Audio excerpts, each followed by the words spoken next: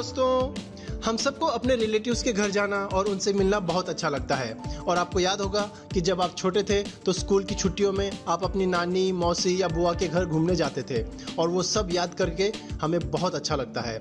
वैसे तो हम सब लोग अपने रिलेटिव्स के साथ अपना जो रिलेशन है वो जानते हैं, जैसे पापा की बहन को बुआ कहते हैं, मम्मी की मम्मी को नानी कहते हैं, लेकिन फिर भी बहुत से ऐसे रिलेशंस हैं जिनके बारे में आप नहीं जानते। लेकिन इस वीडियो को देखने के बाद आप सभी रिलेशंस के नाम जान जाएंगे, वो भी हिंदी और इंग्लिश दोनों में। So let's begin. ये आप हैं, आपके पेरेंट्स होते हैं जिसमें पापा को हिंदी में पिता कहते हैं और इंग्लिश में फादर कहते हैं, और मम्मी को हिंदी में माँ कहते हैं और इंग्लिश में मदर कहते हैं। अगर आपकी बहन है तो उसे इंग्लिश में सिस्टर कहते हैं, और अगर भाई है तो उसे इंग्लिश में ब्रदर कहते हैं। अगर आपके पापा की बहन है तो उनको हिंदी में बुआ कहते हैं और इंग्लिश में आंट कहते हैं, और अगर बुआ की शादी हो गई है तो उनके हस्बैंड को हिंदी में फूफा कहते हैं और इंग्लिश में अंकल कहते हैं।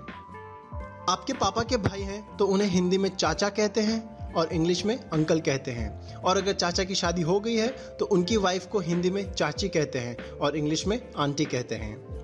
और अगर आपके चाचा चाची के बच्चे हैं तो वो आपके भाई बहन ही लगते हैं और उन्हें आप भाई बहन कह सकते हैं, जिन्हें इंग्लिश में कजिन्स कहते हैं।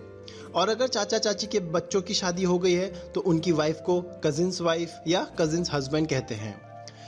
अगर आपके पापा के बड़े भाई हैं तो उनको हिंदी में ताऊ कहते हैं और उनकी वाइफ को ताई कहते हैं, और इंग्लिश में उनको अंकल आंटी ही कहते हैं। अब जानते हैं आपकी मम्मी के रिलेशन वालों के बारे में। आपकी मम्मी की मम्मी को हिंदी में नानी कहते हैं और इंग्लिश में मैटरनल ग्रैंड मदर कहते हैं, और आपकी मम्मी के पापा को हिंदी में नाना कहते हैं और इंग्लिश में मैटरनल ग्रैंडफादर कहते हैं। आपकी मम्मी के भाई को हिंदी में मामा कहते हैं और इंग्लिश में मैटरनल अंकल कहते हैं, और अगर मामा की शादी हुई होती है तो उनकी वाइफ को हिंदी में मामी कहते हैं और इंग्लिश में आंट कहते हैं। अगर आपके मामा मामी के बच्चे हैं तो वो आपके भाई बहन ही होते हैं और उन्हें इंग्लिश में ब्रदर एंड सिस्टर कहते हैं। आपकी मम्मी की बहन को हिंदी में मौसी कहते हैं और इंग्लिश में आंट कहते हैं, और उनके हस्बैंड को हिंदी में मौसा कहते हैं और इंग्लिश में अंकल कहते हैं। आपके पापा के पापा को हिंदी में दादा कहते हैं और इंग्लिश में ग्रैंडफादर कहते हैं, और पापा की मम्मी को हिंदी में दादी कहते हैं और इंग्लिश में ग्रैंड मदर कहते हैं। आपके दादा के पापा को हिंदी में परदादा कहते हैं और इंग्लिश में ग्रेट ग्रैंडफादर कहते हैं, और आपके दादा की मम्मी को हिंदी में परदादी कहते हैं और इंग्लिश में ग्रैंड मदर कहते हैं। अगर आपकी बहन है और उनकी शादी हो गई है तो उनके हस्बैंड को हिंदी में जीजा कहते हैं और इंग्लिश में ब्रदर इन लॉ कहते हैं। और अगर आपकी बहन के बच्चे हैं तो वो अगर लड़की है तो हिंदी में भांजी कहते हैं और इंग्लिश में नीस कहते हैं, और अगर लड़का है तो उसे हिंदी में भांजा कहते हैं और इंग्लिश में नेफ्यू कहते हैं। और आपका भाई है जिसकी शादी हो गई है तो उसकी वाइफ को हिंदी में भाभी कहते हैं और इंग्लिश में सिस्टर इन लॉ कहते हैं, और उनके बच्चों को आप बेटा बेटी कह सकते हैं। अगर आपकी शादी हो गई है और आप लड़का हैं तो जिसके साथ आपकी शादी हुई है वो आपकी पत्नी कहलाती है, जिसे इंग्लिश में वाइफ कहते हैं। और अगर आप लड़की हैं और आप जिसके साथ आपकी शादी हुई होती है उसे हिंदी में पति कहते हैं और इंग्लिश में हस्बैंड कहते हैं।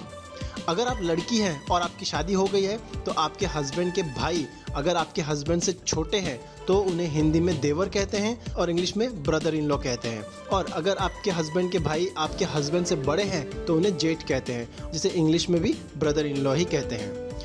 अगर आपके हस्बैंड की बहन है तो आप उसे हिंदी में ननंद कहते हैं और इंग्लिश में सिस्टर इन लॉ कहते हैं, और ननंद के हस्बैंड को हिंदी में नंदोई कहते हैं और इंग्लिश में ब्रदर इन लॉ कहते हैं।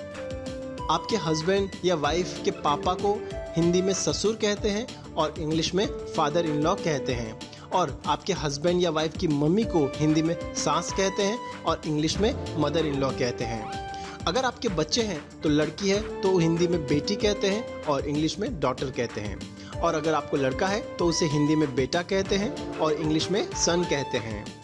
आपकी वाइफ की बहन को हिंदी में साली कहते हैं और इंग्लिश में सिस्टर इन लॉ कहते हैं, और वाइफ के भाई को हिंदी में साला कहते हैं और इंग्लिश में ब्रदर इन लॉ कहते हैं। अगर आपको बेटा है और उसकी शादी हो गई है तो उसकी वाइफ को हिंदी में आप बहू कहते हैं और इंग्लिश में डॉटर इन लॉ कहते हैं, और अगर उनके बच्चे हैं तो लड़के को हिंदी में पोता कहते हैं और इंग्लिश में ग्रैंडसन कहते हैं, और अगर लड़की है तो हिंदी में पोती कहते हैं और इंग्लिश में ग्रैंड डॉटर कहते हैं। अगर आपकी बेटी है और उसकी शादी हो गई है तो उसके हस्बैंड को हिंदी में दामाद या जमाई कहते हैं और इंग्लिश में सन इन लॉ कहते हैं। और अगर उनके बच्चे हैं तो लड़के को नाती या दोइता कहते हैं और लड़की को दोइती या नातिन कहते हैं, जिसे इंग्लिश में ग्रैंड डॉटर या ग्रैंड सन ही कहते हैं।